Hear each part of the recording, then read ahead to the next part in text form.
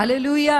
அப்போ ஒவ்வொரு ஞாயிற்றுக்கிழமை நீங்க தேவ சமூகத்துக்கு வரும் பொழுது நீங்க யாரை சந்திக்கிறீங்கன்னா உயிர்த்தெழுந்த தேவனை சந்திக்கிறீங்க. அதனாலதான் மரியாளை போல காலையிலே கிளம்பி பாஸ்டர் கூட சொன்னார் 6 மணி ஆராதனை.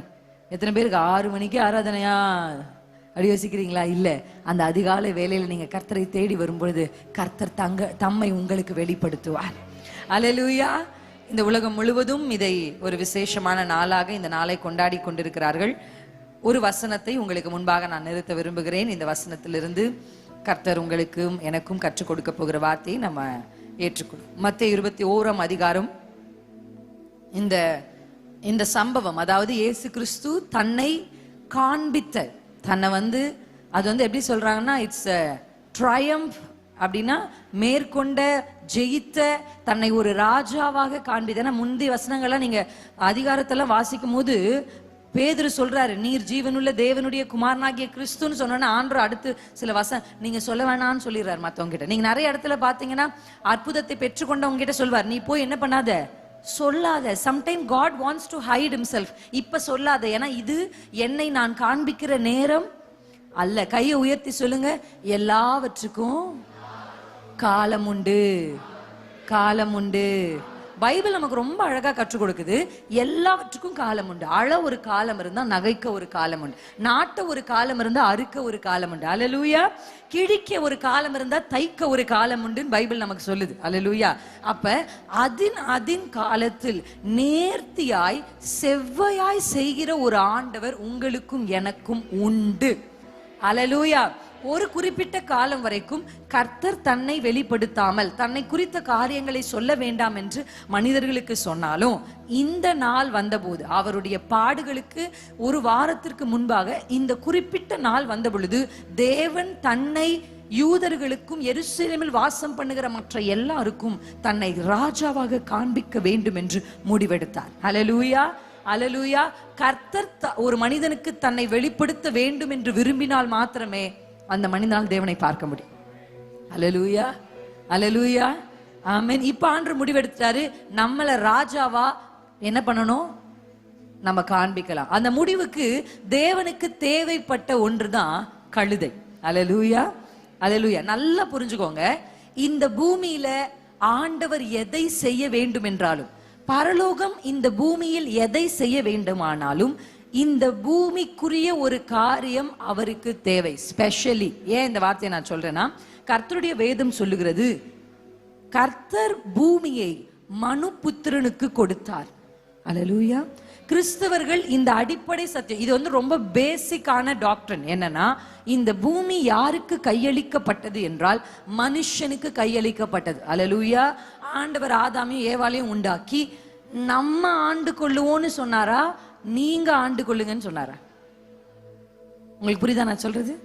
நீயும் நானும் சேர்ந்து இந்த பூமியை ஆளுவோன்னு பிதா சொல்லல. என்ன சொன்னாரு? நீ ஆளுகொள். அப்பனா பூமியை கர்த்தர் முழுவதுமாக மனுபுத்திரன் கையில் கொடுத்தார். அப்ப இந்த பூமியில பிசாசானாலும் சரி, தேவனானாலும் சரி, நல்லா புரிஞ்சுக்கோங்க, அசுத்த ஆவியானாலும் சரி, பரிசுத்த ஆவியானாலும் சரி, இந்த பூமியில எதை செய்யணும்னாலும் அவர்களுக்கு மனிதன் தேவை. அல்லேலூயா. எத்தனை பேருக்கு புரியுது? ஒரு குடும்பத்தை அழிக்கணும்னு சத்துரு நினைச்சானா அந்த குடும்பத்துல ஒரு வீக்கான ஆவிக்குரிய வீக்கான, நீங்க உங்க எல்லாருக்குமே தெரியும், ஒரு காலத்துல இந்த சிக்கன் குனியான்னு ஒரு நோய் வந்துச்சு. எத்தனை பேருக்கு தெரியும்? அது கரெக்டா நான் ப்ரனௌன்ஸ் பண்றேன்னு கூட எனக்கு தெரியல. ஞாபகம் இருக்கா அந்த நோய்? மறந்துடுவோம். நமக்கு ரொம்ப பழக்கப்பட்ட ஒரு விஷயம் நம்ம மறந்துடுவோம். நானே பயங்கர மறந்துதான். ஆனா அந்த நோய் எனக்கு ரொம்ப நல்ல ஞாபகம் இருக்கு. அந்த நோய் வந்தபோது குடும்பத்திலேயே யாரு வீக்கா இருக்காங்களோ அவங்கள அந்த வைரஸ் என்ன பண்ணும்? அப்ப நம்ம என்ன சொல்லுவோம்? இந்த பிள்ளைதான் பயங்கர வீக்கு. கரெக்டா இல்லையா? யாரு இம்யூனிட்டி கம்மியா இருக்கோ, நோய் எதிர்ப்பு சத்து யாருக்கு குறைவா இருக்கோ அந்த குடும்பத்துல அவர்களை என்ன செய்யும்னா இந்த வைரஸோ இந்த பாக்டீரியாவோ முதல்ல தாக்கும். அதே போல சேம் ஸ்ட்ராட்டஜி ஃபார் ஸ்பிரிச்சுவல், ஆவிக்குரிய வாழ்க்கையிலும் ஜபயின்மை, ஆராதனை இல்லாம, வேத வாசிப்பு இல்லாம, தான் விரும்புறபடி ஒரு வாழ்க்கையை வாழ்றவங்க இப்படி பார்க்கும்போது, நேர்ல பார்க்கும்போது, இப்ப வச்சுக்கலாம், ஒரு சுரேஷ்னு ஒரு ஐயா வச்சுப்போமா, நேர்ல பார்க்கும் போது சுரேஷ் ஐயா 6 பேக்ஸ் எல்லாம் வச்சுட்டு நல்லா கட்டுக்கோப்பான ஒரு ஆணை போல தெரியலாம். ஆனா பிசாசின் கண் வழியாக, ஆவிக்குரிய கண் வழியா பார்த்தா ஐயா உள்ள எப்படி இருக்காருன்னா இப்படி இருக்காரு. ஏன்னா ஐயா உங்க வசனம்தான் பசியாற்றும் உணவு, இதை சாப்பிட்டதே இல்லை ஐயா. ஆவிக்குரிய உணவை சாப்பிட்டதே இல்லை. உங்க பிரசனம் தான் தாகம் தீர்க்கும் தண்ணீர், இந்த தண்ணியை குடிச்சதே இல்லை இந்த ஐயா. பிரசன்னத்தையும் குடிச்சதில்ல, வசனத்தையும் சாப்பிட்டதில்லை. அதனால மாம்ச கண்களில் ஐயா கட்டுக்கோப்பான சுரேஷ் ஐயாவா உலகத்துக்கு தெரிஞ்சாலும், ஆவிக்குரிய கண்கள்ல, பிசாசின் கண்கள்ல, ஸ்பிரிச்சுவல் லென்ஸ்ல அவரை பார்த்தா அவர் தான் வீட்லயே வீக்கான ஆள். இப்ப பிசாசு என்ன பண்ணுவான், யாரு வீக்கோ அவங்கள கையில் எடுப்பான். அல்லேலூயா. அவங்கள கையில் எடுத்து இந்த ஒரு ஐயாக்குள்ள குடிவெறி ஆவி, இந்த ஒரு ஐயாக்குள்ள ஒரு வேசித்தன ஆவி, இந்த ஒரு ஐயாக்குள்ள ஒரு மூர்க்கம், கோபம், எரிச்சல், அப்படி இல்லைன்னா இந்த ஒரு ஐயாக்குள்ள பணத்தை தாறுமாறா செலவு பண்ற ஒரு சுபாவத்தை உள்ள வச்சு அந்த மொத்த குடும்பத்தையும் அசைப்பான். அல்லேலூயா. இப்போ ஆண்டவர் பாப்பார். இந்த குடும்பம் அசைகிறதை பார்த்த உடனே நான் சொல்றேன், ஆபத்து காலத்துல நீ என்னை நோக்கி கூப்பிட. அல்லேலூயா. நான் 107ஆம் சங்கீதத்தை தான் இது சமீபத்துல எனக்காக வாசிக்கிறேன். நான் பிரசங்கத்துக்காக வாசிக்கிறது 2வது தான், எனக்குன்னு ஒரு பகுதியை நான் வாசிப்பேன். சமீபத்தில் நான் தியானித்து கொண்டிருக்கிறது 107ஆம் சங்கீதம். அதுல நீங்க வாசிக்கும் பொழுது, ஆபத்து காலத்தில் அவர்கள் என்னை நோக்கி கூப்பிட்டார்கள். அல்லேலூயா. அப்ப அந்த குடும்பத்திலிருந்து ஒரு ஆள் எழும்பி கர்த்தரை நோக்கி கூப்பிடும் பொழுது, இப்ப பரிசுத்த ஆவியானவர் என்ன பண்ணுவார்னா, அந்த வீட்டுல ஒரு அம்மாவையா, வெளியில பார்க்க அந்த அம்மா வயசான அம்மாவா இருப்பாங்க. அந்த அம்மாவுக்கு 80 வயசு கூட ஆயிருக்கும், 70 வயசா இருக்கும். இந்த அம்மாவை பார்த்தா இந்த வீட்லயே வீக்கான அம்மா, இந்த அம்மா மாதிரி தான் தெரியும் மாம்ச பிரகாரமா. ஆனா ஆவிக்குரிய மனுஷியா அந்த அம்மாவுக்குள்ள பார்த்தா, அந்த அம்மாவுக்குள்ள 6 பேக்ஸ் உள்ள ஸ்பிரிச்சுவலி ஸ்ட்ராங்கான ஒரு பலவான் உள்ள இருப்பான். அல்லேலூயா. இப்ப பரிசுத்த ஆவியானவர் அந்த அம்மாவை கையில் எடுத்து, அந்த அம்மாவை 3 மணிக்கு எழுப்பி, அந்த அம்மாவை அதிகாலையில ஜெபிக்க வச்சு, அந்த அம்மாவை உபவாசிக்க வச்சு, அல்லேலூயா, அந்த அம்மாவின் ஜெபத்தின் வழியாக இந்த ஐயாவுடைய கட்டுக்களை அறுத்து இந்த குடும்பத்தை நிறுத்திடுவார். அல்லேலூயா. அப்ப ஸ்பிரிச்சுவலி அசுத்த ஆவியானாலும் பரிசுத்த ஆவியானாலும், பரலோகமானாலும் பாதாளமானாலும், இந்த பூமியில் எதை செய்ய வேண்டுமானாலும் அவர்கள் ஒரு மாம்சத்தை, ஒரு சரீரத்தை தேடுவார்கள். அல்லேலூயா. அல்லேலூயா. இப்ப இயேசு தன்னை ராஜாவாக காண்பிக்கணும்னு நினைச்ச உடனே ஆண்டவருக்கு தேவைப்பட்ட ஒன்றுதான் கழுதை. அல்லேலூயா. நான் யோசிச்சேன், அவர் தன்னை ராஜாவா காண்பிக்கணும்னா ஏன் போய் ஒரு கழுதையை தேடணும், ஒரு குதிரையை தேடி இருக்கலாமே. கரெக்டா இல்லைங்களா? Why didn't God choose a war horse?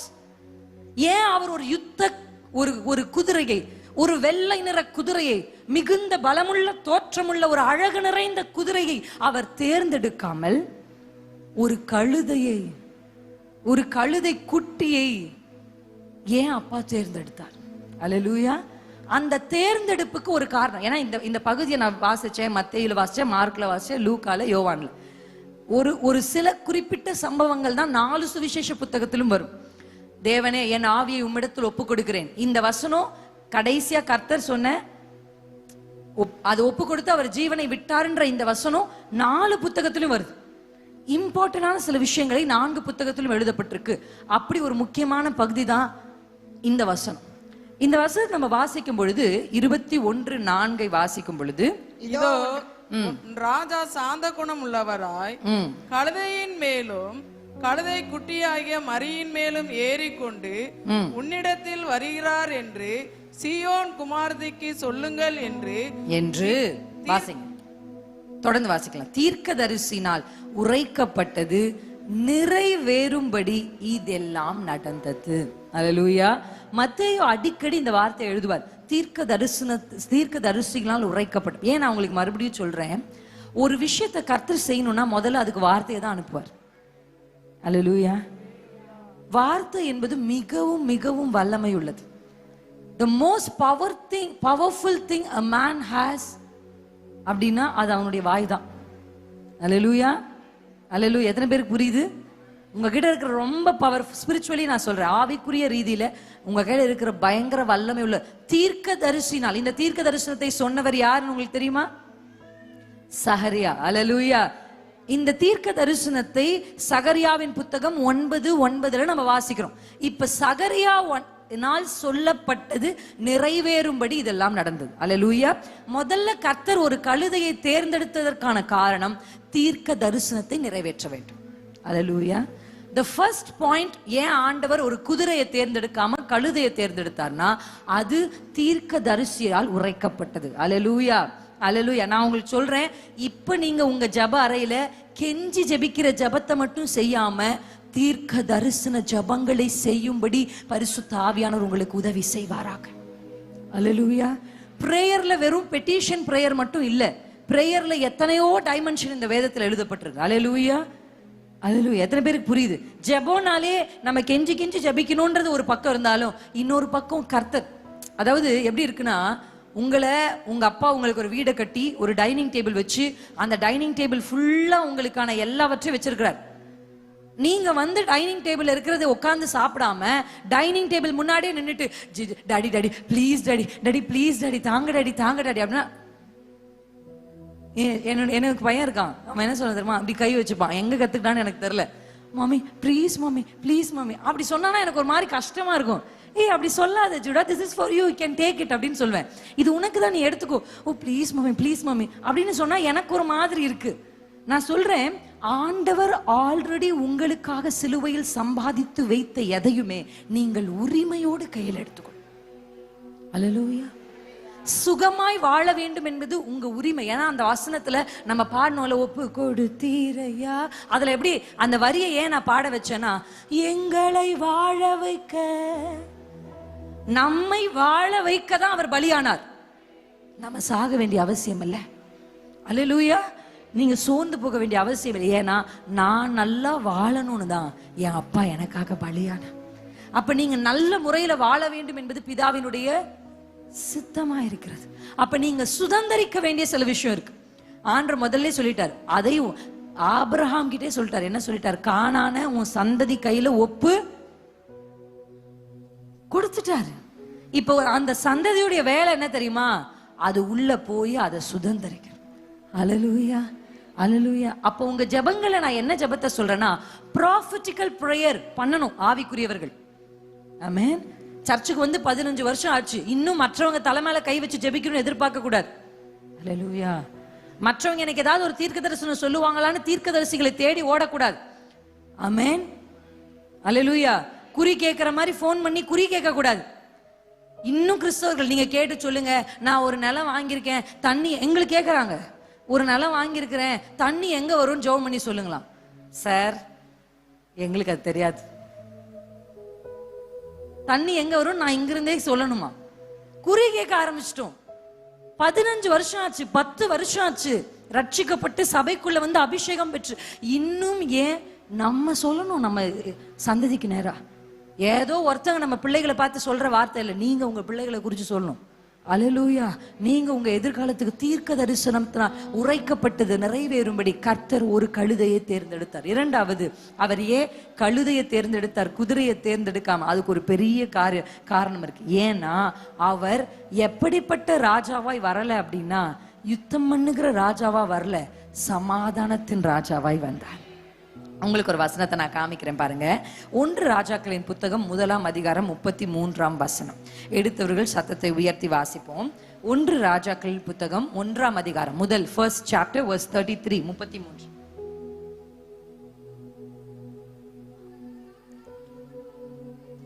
அவர்கள் ராஜாவுக்கு முன்பாக பிரவேசித்த போது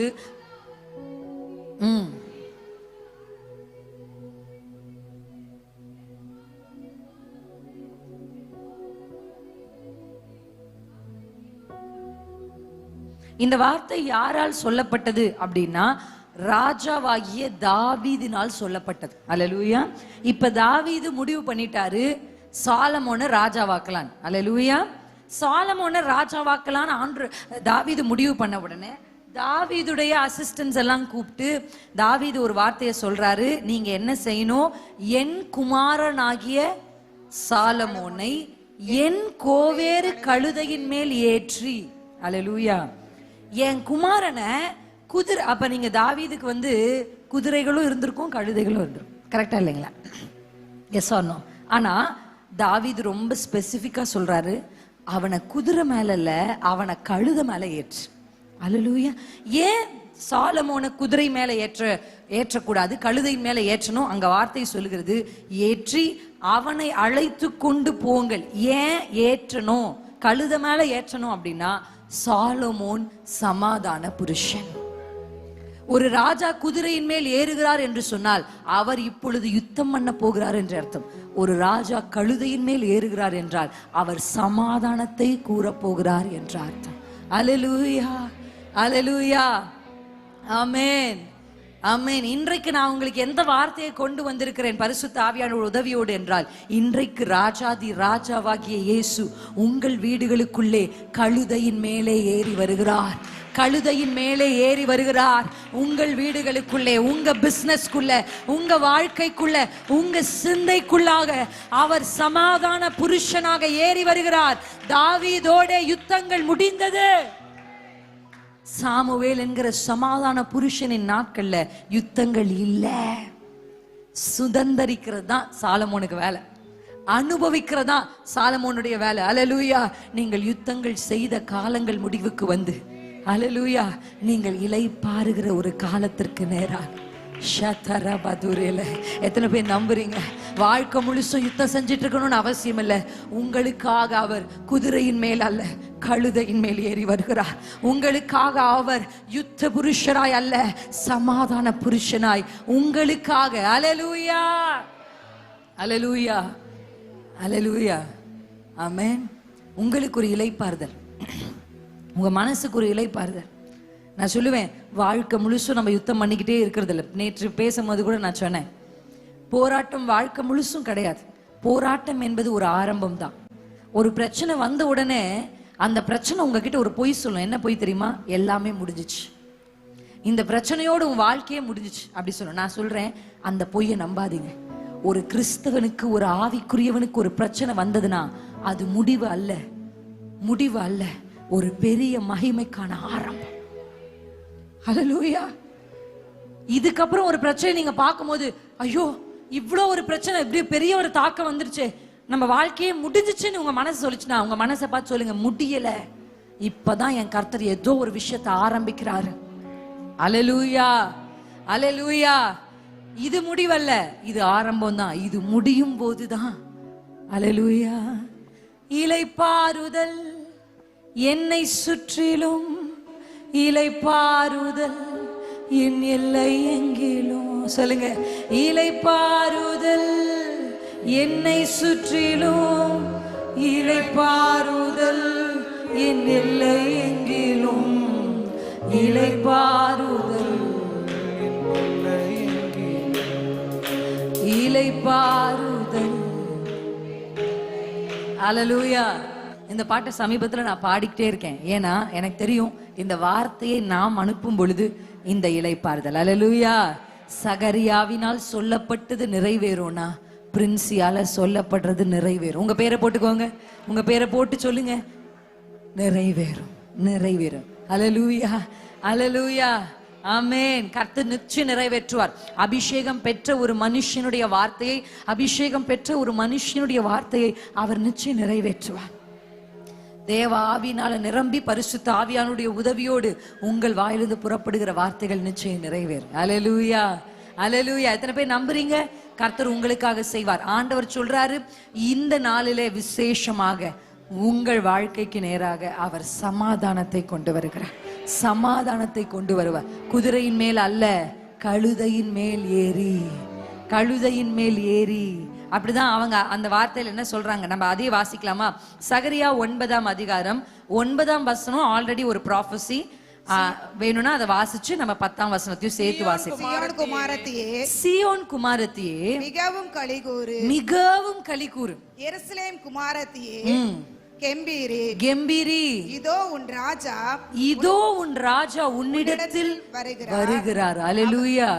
நான் 2 வார்த்தை உங்களுக்கு சொல்றேன். நான் நிறைய பிரசங்கத்துல அதை சொல்லியிருக்கிறேன். ஒரு வார்த்தை காத்திருக்குதல், வெயிட்டிங். இரண்டாவது வார்த்தை எதிர்பார்த்திருக்குதல். அல்லேலூயா. அது ஆங்கிலத்துல ஆன்டிசிபேட்டிங் அப்படின்னு சொல்றாங்க. எப்படி வெயிட்டிங் விசஸ் ஆன்டிசிபேட்டிங். இங்கிலீஷ் தெரிஞ்சவங்க எழுதணும். ஒவ்வொரு வாலிப பிள்ளையும் கண்டிப்பா ஸ்கூல் படிக்கிற பிள்ளைங்க கூட டைரி எடுத்துட்டு வரணும். உங்க பிள்ளைகளுக்கு ஒரு நோட் ஒரு பெண்ணை நீங்க வாங்கி தரணும். அதை நிச்சயம் உங்க பிள்ளைகள் எடுத்துட்டு வரணும். Hallelujah. It has to be compulsory. எப்படி உங்க பிள்ளைகளுக்கு நோட்டு புத்தகம் கொடுக்காம உங்க பிள்ளைகளை ஸ்கூலுக்கு அனுப்புவீங்களா? அனுப்புனா அந்த டீச்சர் உள்ள சேர்த்துப்பாங்களா? புத்தகம் எடுத்துட்டு போ முக்கியம்னு எப்படி சொல்றோம்? நான் சொல்றேன், படிப்பை விட இது ரொம்ப முக்கியம். படிப்பை விட இது முக்கியம். அல்லேலூயா. படிச்சவன் கெட்டு போனதாக நம்ம பைபிள்ல உலகத்துல பார்க்கலாம். ஆனா இதை படிச்சவன் ஒருத்தன் கெட்டு போனதா நான் இது வரைக்கும் பார்த்ததே இல்லை. அதனால நான் சொல்லுவேன், என் பிள்ளைய நான் ஸ்கூல் சேர்த்து படிக்க வைக்கிறேன்னா முதல்ல இதை படிக்க தான். நான் ஸ்கூல் படிக்கும் போது கொஞ்ச நாள் ஐ திங்க் என்னுடைய ஃபர்ஸ்ட் இனிஷியல் ஸ்கூலிங்ஸ்ல என்னுடைய செகண்ட் லாங்குவேஜ் ஹிந்தியா இருந்துச்சு. இங்கிலீஷ், ஹிந்தி. அப்ப நான் ஹிந்தி எல்லாம் கொஞ்சம் நல்லா படிச்சு கொஞ்சம் நல்லா லேர்ன் பண்ணி எழுதலாம் ஆரம்பிச்சிட்டேன்.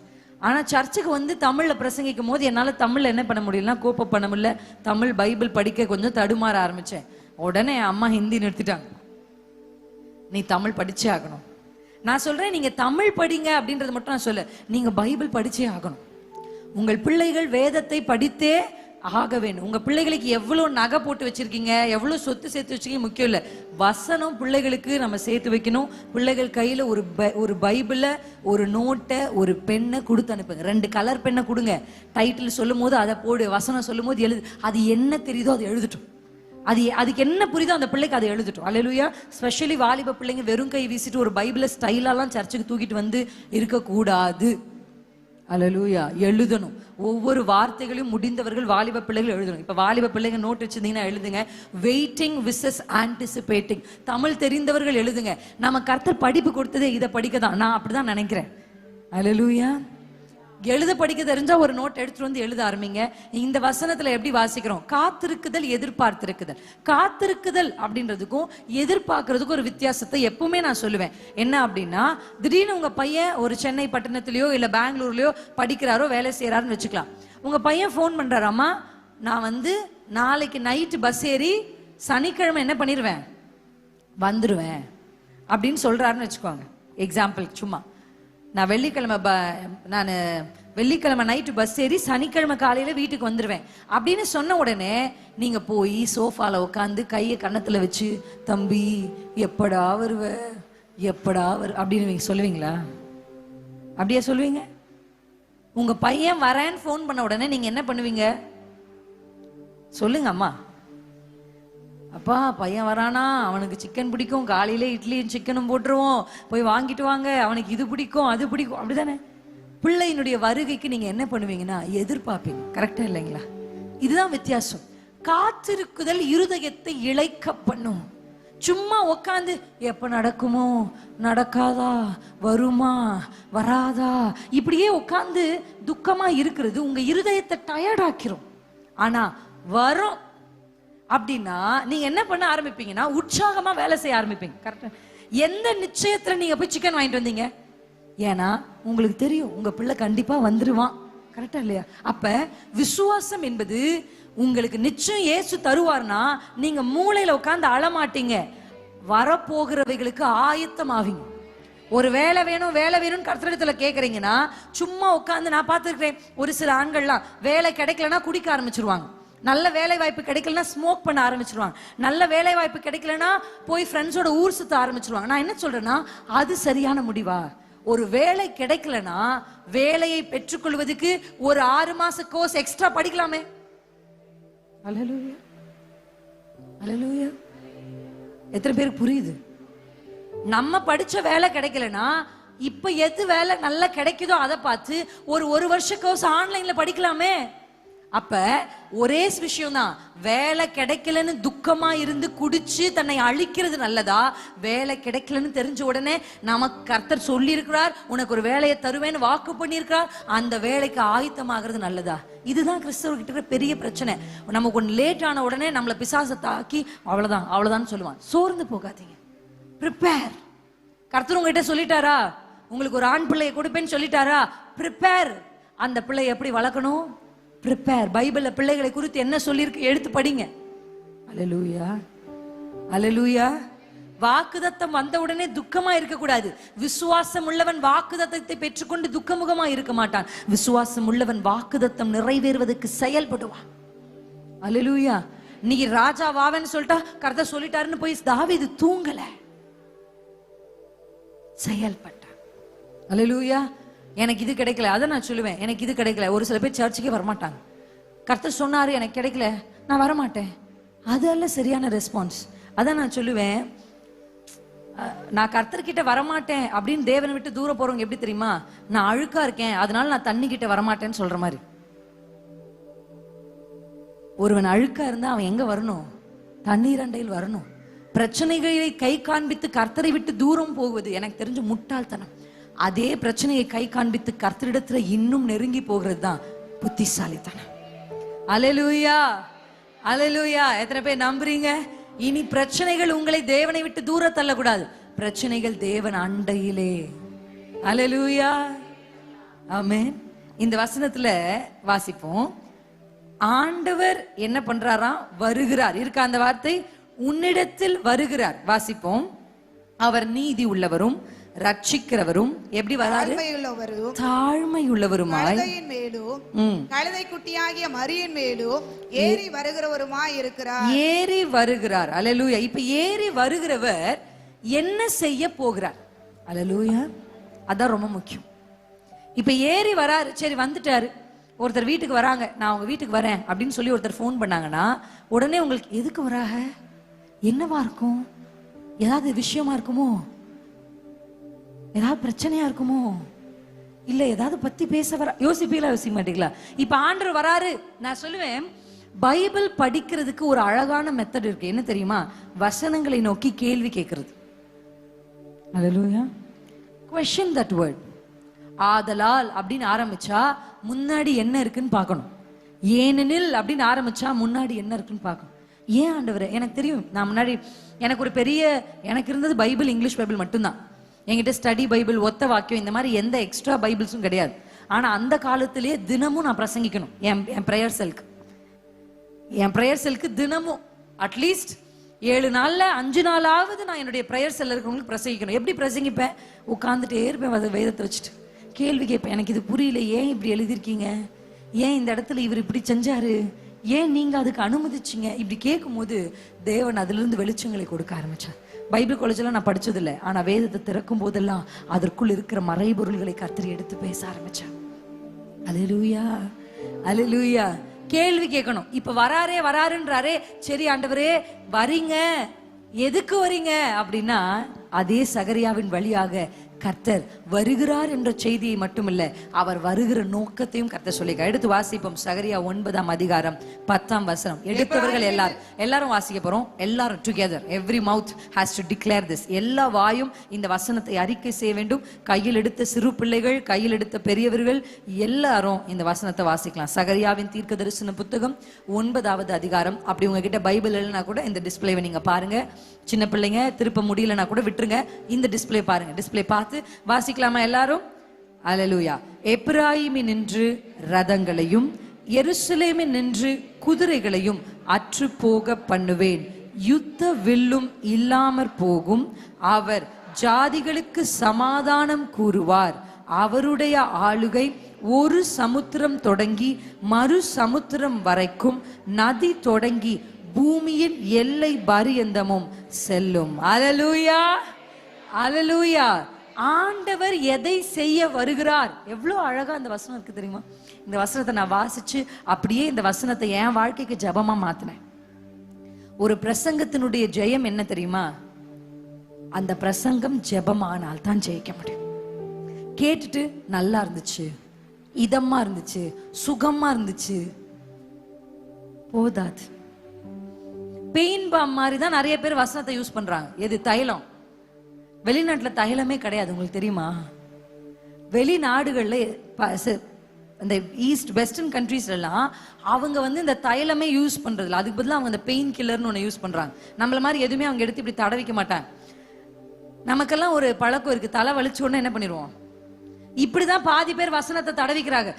நல்லா இருந்துச்சு பிரசங்கம், நல்லா எதமா சில்லுன்னு இருந்துச்சு, தலைவலியோட வந்தேன், கொஞ்சம் நல்லா இருக்கு. நீங்க வீட்டுக்கு போய் சேரத்துக்குள்ள மறுபடியும் தலைவலி வந்துருது. கரெக்டா இல்லையா? நான் சொல்றது உண்மையா இல்லையா ஐயா? நீங்க என்ன சொல்றீங்க? கரெக்டா இல்லையா?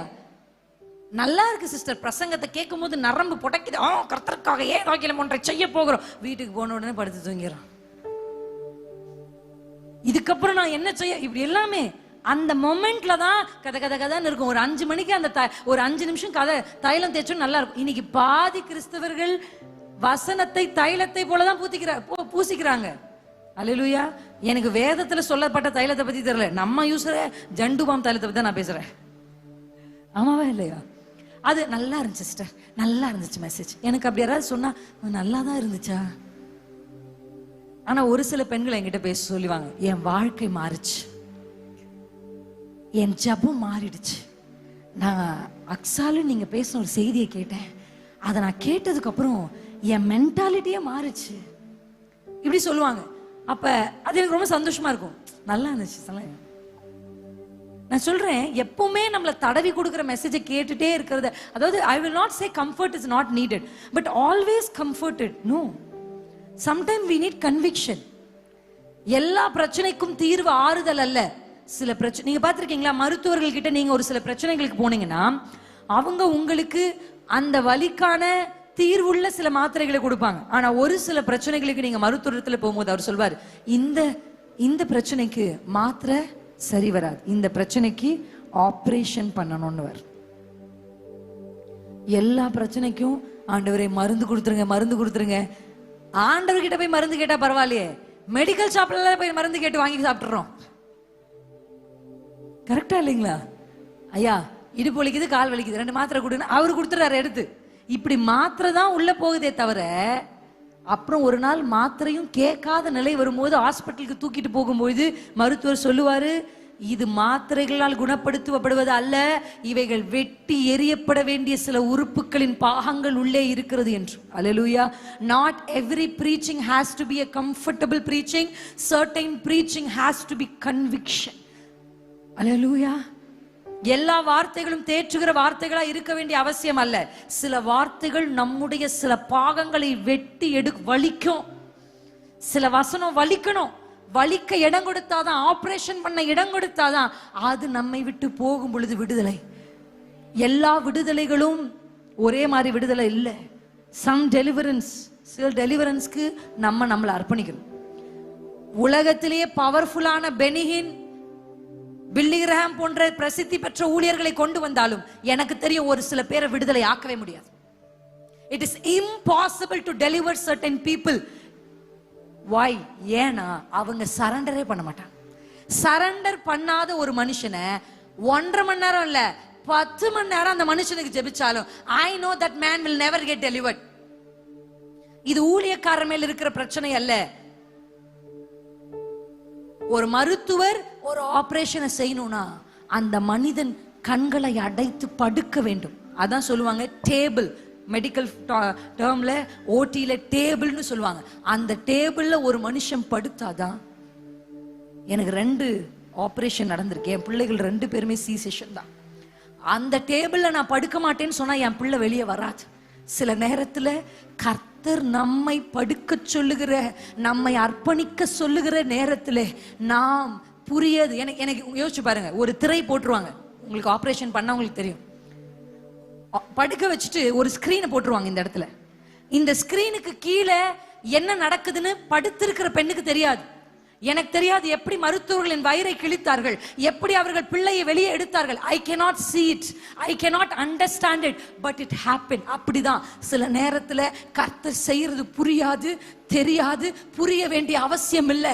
படுனா படு, முடிச்சு கர்த்தர் உங்களுக்குள் இருந்து ஒரு உன்னதமான குழந்தையை, ஒரு ஆசீர்வாதத்தை உங்களுக்குள் இருந்து வெளியே எடுப்பார். Hallelujah. At times you have to lie down on the table without questioning. நீங்க எப்படி பண்ணுவீங்கன்னு நான் சொல்லுங்க. அப்படின்னா டாக்டர்கிட்ட கேட்க முடியாது, ஏன்னா டைம் ஆயிடுச்சு, டெலிவரி பண்ணணும் குழந்தைய. எனக்கு புரியலப்பா, நீங்க என்ன செய்றீங்கன்னு எனக்கு தெரியலப்பா, எனக்கு வலிக்குது, இந்த பாதை எனக்கு வேதனையா இருக்கு. ஆனாலும் ஆனாலும் முழுவதும் நான் பிரயாசப்பட்டேன், என் அனுபவங்கள் எல்லாவற்றையும் செலவிட்டேன். ஆனாலும் உம்முடைய வார்த்தையின்படி வலையை போடுகிறேன் என்று போட்டவனுக்கு தான் 2 படகு நிறைய வலையை கிழியத்தக்க மண். Sir, sometime you don't understand sir.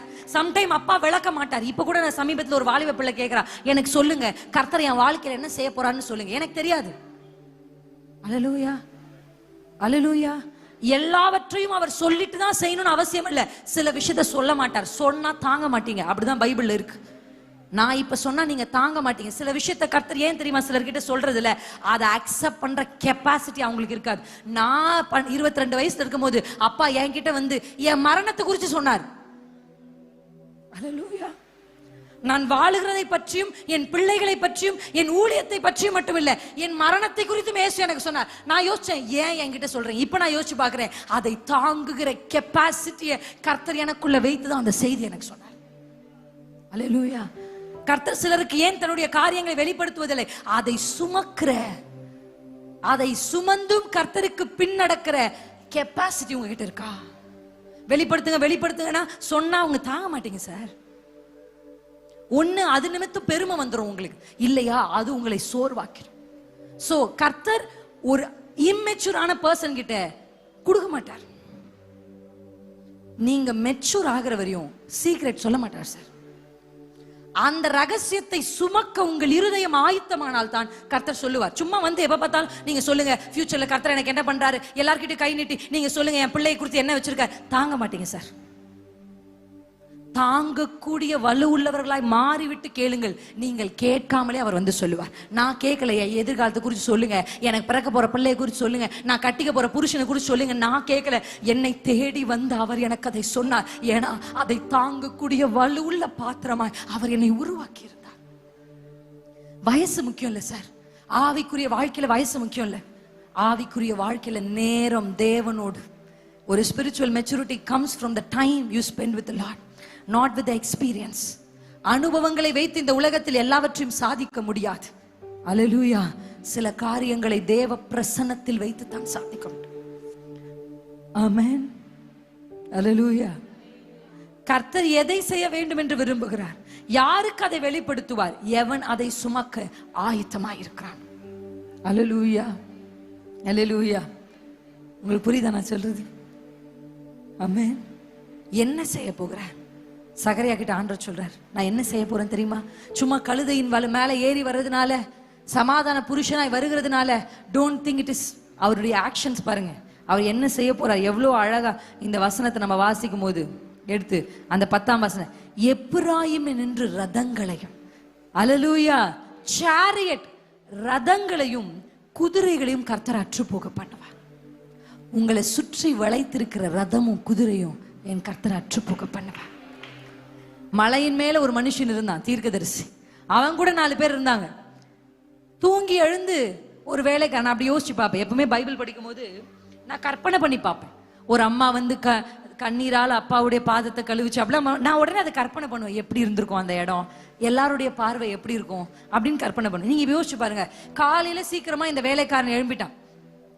எழுமின உடனே அப்படின்னு கையெல்லாம் உயர்த்திட்டு வந்து நின்று பார்த்தா கீழே சுத்தி என்ன இருக்கு, மலையை சுற்றி ரதங்களும் குதிரைகளும். அப்படின்னா என்ன அர்த்தம்? நான் தப்பிக்க வழியே இல்லைன்னு அர்த்தம். அல்லேலூயா. I want to say a prophecy. உங்க வாழ்க்கைக்கு நேராக ஒரு தீர்க்க தரிசனத்தை அனுப்புகிறேன். தப்பிக்க வழியே இல்லாத இடங்களில், வெளியே வர வாய்ப்பே இல்லை என்று சொல்லி சுற்றிலும் பிரச்சனைகளினால, எப்பக்கத்திலும் நெருக்கத்தினால் ஒருவேளை நீங்கள் சூழ்ந்திருப்பீர்களானால், கர்த்தர் உங்களுக்காக சொல்லுகிறார், உன்னை சுற்றி வளைத்திருக்கிற ரதங்களையும் குதிரைகளையும் நான் அற்று போக பண்ணுவேன், நான் அற்று போக பண்ணுவேன். அல்லேலூயா, அல்லேலூயா.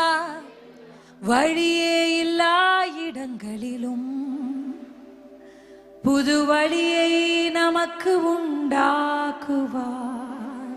சொல்லுங்க, வழியே இல்லா இடங்களிலும் புது வழியை நமக்கு உண்டாக்குவார்.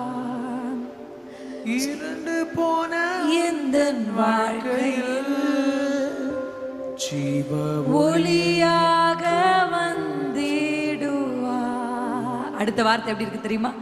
வாசல்கள் எல்லாம் அடைக்கப்பட்டாலும் புது வாசல் உனக்காய் திறந்திடுவார். ஹல்லேலூயா, ஆமென். எத்தனை பேர் சொல்றீங்க? வாசல்கள் எல்லாம் அடைக்கப்பட்டாலும் புது வாசல். அப்படியே கைகள் இப்படி அசைச்சு பாடுங்க. சீஷரதுரோ ஹல்லேலூயா ஹalleluya ஹalleluya ஹalleluya ஹalleluya. இந்த சாங்குடைய ஸ்டார்டிங் வந்து கர்த்தர் செய்ய நினைத்தது தடைபடாது. மேபி லிரிக்ஸ் பிரசன்ட் பண்ணலாம், மியூசிஷியன் நம்மள எல்லாரும் சேர்ந்து கொஞ்சம் கை தட்டி பாடணும்னு நான் நினைக்கிறேன். ஏன் இந்த வார்த்தையை நான் சொல்லணும்னு நினைக்கிறேன்னா, this is a prophetical word coming to you. குதிரைகளையும் ரதங்களையும் கர்த்தர் அற்று போக பண்ணுவார். உங்களை சுற்றி வளைத்திருக்கிற குதிரைகள் ரதங்களையும் கண்டு பயப்படாதீங்க. அல்லேலூயா. குருடாக்கப்பட்டவன் தான் பயப்படுவான். மாம்ச கண்ணு அவனுக்கு திறந்திருக்கு, ஆனா அவனுக்குள்ள திறந்துராத ஒரு கண்ணு என்ன தெரியுமா? ஆவிக்குரிய கண்.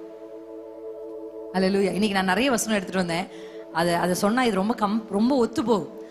ஆவிக்குரிய கண் திறந்த தீர்க்கதரிசி சொல்றார், என்ன நீ அவங்கள பாக்குற, உன்னை பக்கத்துல பாரு. உனக்காக அக்கினிமயமான குதிரைகள், அக்கினிமயமான ரதங்கள். அல்லேலூயா. சிஸ்டர், நான் எப்பக்கத்திலும் நெருக்கப்படுறேன், தப்பிக்க வழியே இல்லை.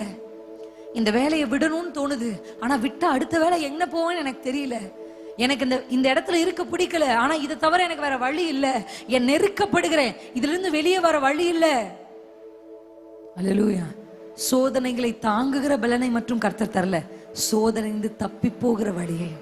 அல்லேலூயா. கர்த்தர் செய்ய நினைத்தது. நான் வேற பாட்டு பாடிட்டேன், சாரி. 2 பாட்டு இருக்கு. கர்த்தர் செய்ய நினைத்தது தடைபடாது, ஆனா இது கர்த்தர் செய்ய ஒன்றும் தடைபடாது. ஓகே ஓகே ஓகே, நம்ம அந்த பாட்டு பாடலாமா? வாசல்கள் எல்லாம் அடைக்கப்பட்டாலும் புது வாசல் நமக்காய் திறந்திடுவார். சத்தமா, வாசல்கள் எல்லாம்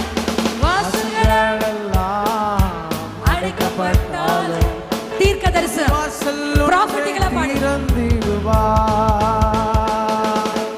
ஹல்லேலூயா. கை தட்டி ஹல்லேலூயா ஹalleluya ஹalleluya ஹalleluya ஹalleluya ஹalleluya ஹalleluya.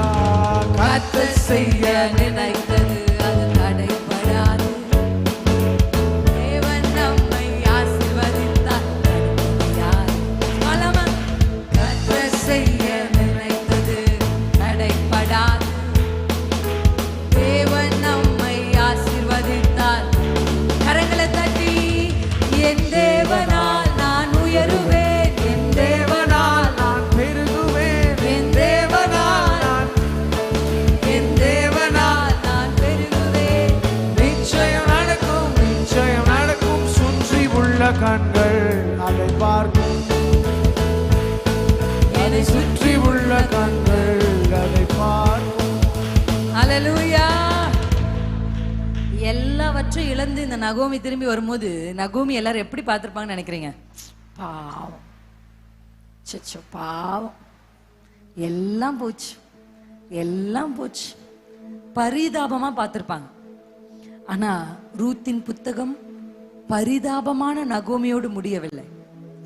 4ஆம் அதிகாரம் வரும் பொழுது அந்த வசனத்தை உங்களுக்கு சும்மா காமிக்கிறேன். பரிசுத்த ஆவியானவர் எனக்கு அது ரூத்தை பார்த்து அவங்க அந்த வார்த்தையை சொல்லல. யாரை பார்த்து சொல்றாங்க? எடுத்து வாசிங்க.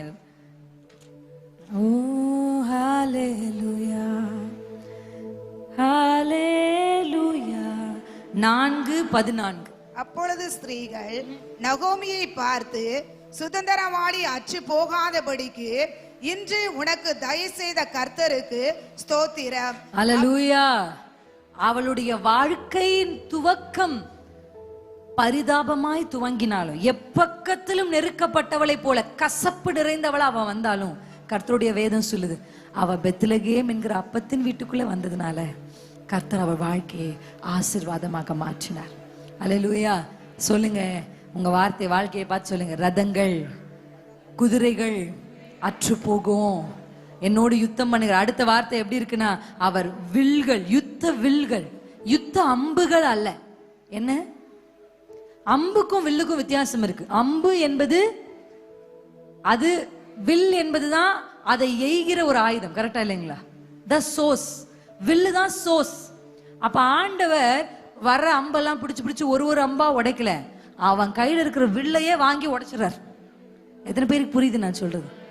அல்லேலூயா. அப்படின்னா என்ன அர்த்தம்? வில்லை உடைத்தார் என்றால் யுத்தம் ஓய்ந்ததுன்னு அர்த்தம். அம்ப உடைச்சார்னா யுத்தம் ஓய்ந்ததுன்னு அர்த்தம் இல்ல. ஏன்னா ஒரு அம்ப உடைச்சா இன்னொரு அம்ப பிசாசு என்ன பண்ணுவான்? ஏய்வான். ஆனா வசனம் சொல்லுகிறது, அவர் யுத்த வில்லும் இல்லாமல் போகும். அல்லேலூயா. உங்கள் வாழ்க்கையில கர்த்தர் இன்றைக்கு கழுதையின் மேல் ஏறி வந்து உங்களுக்கு சொல்லுகிற வார்த்தை, நான் வில்லை முறிப்பேன், ரதங்களை அழிப்பேன், குதிரைகளை அழிப்பேன். இனி நீங்கள் யுத்த குதிரைகளை பார்ப்பது இல்லை. இனி சமாதான புருஷனாகிய இயேசு சமாதானத்தை கூறுவார். அவர் உங்கள் வீட்டை ஆளுகை செய்வார். அல்லேலூயா. ராஜான்னு சொல்லுங்க, ராஜான்னு சொல்லுங்க. ராஜா, ராஜா அப்படி கூப்பிடும் போது என்ன சொல்றீங்க தெரியுமா? நீங்க தான்ப்பா என் வீட்டை ஆள்றவரு. பிசாசு என் வீட்டை ஆளக்கூடாது, நான் என் வீட்டை ஆள மாட்டேன். ஒரு ராஜா ஒரு தேசத்தை ஆண்டால் அந்த ராஜ்யத்துக்கு உட்பட்ட எல்லாரும் அவர் பொறுப்பு கீழே வராங்க. அப்ப நீங்க ராஜான்னு சொல்லும் போது உங்க மொத்தமும் அவர் பொறுப்புக்கு கீழே வருது.